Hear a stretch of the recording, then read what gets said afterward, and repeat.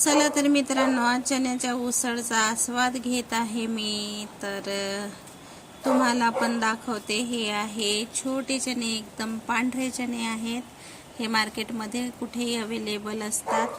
तर याची उसळ पचायला खूप हलकी असते, भाजी पण पचायला खूप हलकी असते. तर इकडे असं खणखणीत तेल गरम केलं आणि त्याच्यामध्ये मसाला शिजवून घेतला. त्यात मसाल्यामध्ये मी लाल तिखट, काळा मसाला, हळद, नमक, धनिया पावडर आणि पेस्टमध्ये मी लसण, जिरं, अद्रक, सांबार, कांदा भाजून घेतला आणि त्याचा मसाला छान शिजवून घेतला आणि चणे टाकून एका बाजूला शिजायला ठेवला. आणि दुसरीकडे बघा, इकडे ठेवलं होतं दूध उकडलं छान. आणि दूध उकडलेल्या दुधामध्ये मी चहा बनवते आहे.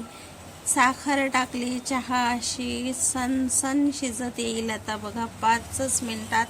तोवर आपण भाजी बघूया. भाजीमध्ये बघा कशी तर्री आली आहे. मी यामध्ये 1 ग्लास पाणी ॲड केलं होतं.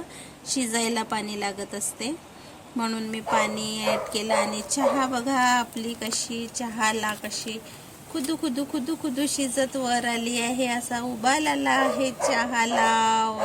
आणि इकडे बघा मी चहाचा असा गोड आस्वाद घेत आहे चहाचा. आणि बघा बसून पित आहे. आणि इकडे आपली चण्याची उसळ बनवून रेडी आहे बघा. आणि खाली उतरल्यानंतर छान याच्यावर हिरवा हिरवा सांबार मी चण्याच्या उसळवर फेकून मारलेला आहे. तुम्हाला दिसतच असेल, तर्री वरती सगळं बरोबर आहे.